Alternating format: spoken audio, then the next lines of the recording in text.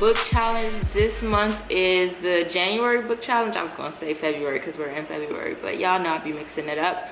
Anyway, I'm just gonna go through the books that I've read for the month, and actually I cut it back. I know I said in the last video that I needed to stop buying so many books because I needed to do other things with my money, and one of those reasons was travel, and I'm going to be doing more of that this year, so stay tuned. But yes, 4 books. So my goal is to just read 4 books each month this year. I feel like that should be easy peasy. It shouldn't be too much on my budget, you know. Stick with a little education budget, you know, so that I'm reading a book a week, and then, you know, just keep it simple because, you know, I stated this previously too. Too much of anything is a bad thing, so I don't want to just be reading hella books and then not acting out on, you know, the knowledge that I have obtained. So let's go ahead and get into the book challenge for the month of January. Here are the books that I read for the month, and like I always do, I'm just gonna go ahead and go through each of these books. So the first one is Cash Flow Quadrants by Robert Kiyosaki. The second one is The Capitalist Code by Ben Stein. The third one is Get Money by Kristen Wong. And the fourth is The Color of Law by Richard Rothstein. If I had to rate these books from favorite to least favorite, I would choose The Color of Law as the first one, most favorite. And the runner-up would be The Cash Flow Quadrant by Robert Kiyosaki. Third fave, Get Money.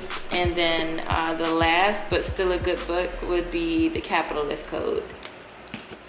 So with the Cash Flow Quadrants, basically Robert Kiyosaki talks about the 4 quadrants. And if you haven't already, check out my cash flow video because Robert is the pioneer behind that idea, although my mentor had first introduced it to me, and then I got the full spiel by reading this book because Robert is the pioneer behind it.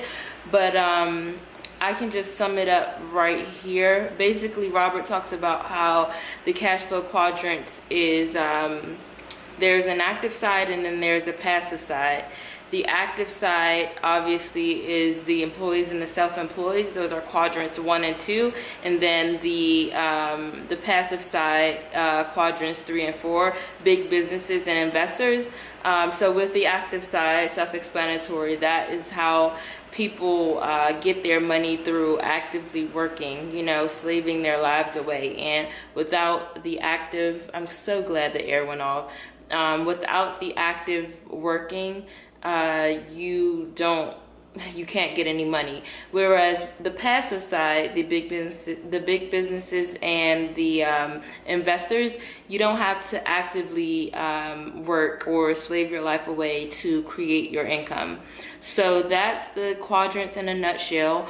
But I think there is also an additional point that Robert explains that makes this book a second runner-up for me, and that's the balance sheets and the income statements. A lot of the times we don't look at our finances, our personal finances, that is. A lot of the times we just attribute those 2 things to big businesses. But if we look at our personal finances from those perspectives, the balance sheets and the income statements, then you'll notice that a lot of the shit that you have or the stuff that you buy are liabilities, and they're draining your personal finances or the income that you're making.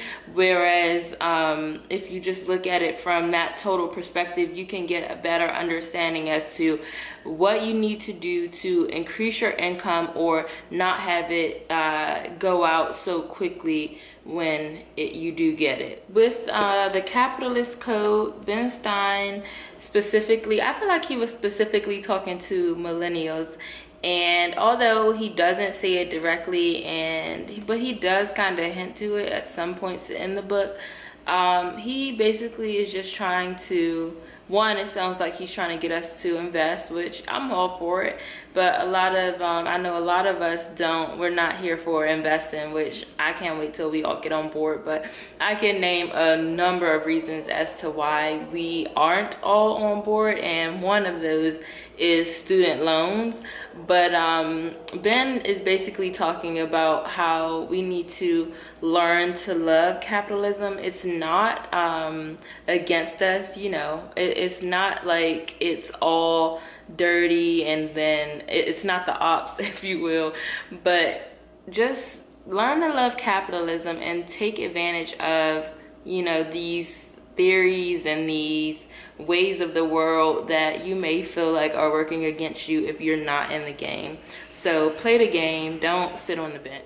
With Get Money by Kristen Wong, I really like this book because Kristen provides a bunch of resources and a bunch of templates for you to look at your own personal finances. And I think at the end of the day, that's what, you know, we're reading these financial books for, so that we can apply it to our own lives. And what better way to do that than to read while simultaneously taking a look at our own personal finances. So Kristen goes through, you know, how to power up and, you know, start with looking at your personal, you know, daily spending, all the way up to, you know, how do you start investing your money. So she really starts at that basic level, and then she gets up to, all right, we passed this, let's get here. But along the entire way, she's providing templates for you to look at your own personal finances, and she's also providing a bunch of resources. So this one was a really good read too. And then the last book that I read for the month of January is Color of Law, and this was a hard read, a super hard read. And I'm sighing because this how serious it was for me just reading this book. It made me so sad to the point where I really couldn't, I had to push myself to finish reading it. I wanted to stop so many times because Richard shares how our ancestors, African American ancestors, were disadvantaged from day one. This book is about housing in America, and fun fact, I don't know if everyone knows this, I'm sure some people out there do, but public housing originally did not begin with African Americans. It got to us by policy changes, but initially it was not for African Americans. Anyway, Richard really focuses on these two terms, blockbusting and redlining. And redlining, it was basically to keep African Americans out of specific territories and not to receive any bank loans for housing. Blockbusting was actually forcing African Americans, like staging African Americans to go around to these neighborhoods to act ghetto, this term ghetto, right? To act out and act crazy to get whites to move out of specific territories.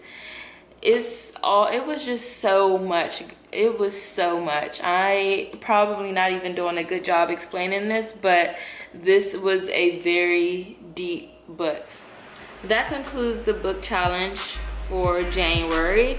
I'm gonna try and do something different with the book challenge videos because I have been boring myself with sharing the books. I know that it's helpful for some of you, because I know that some of you have been asking what books do I read from the start, and this is before I even started sharing the books on camera on my channel.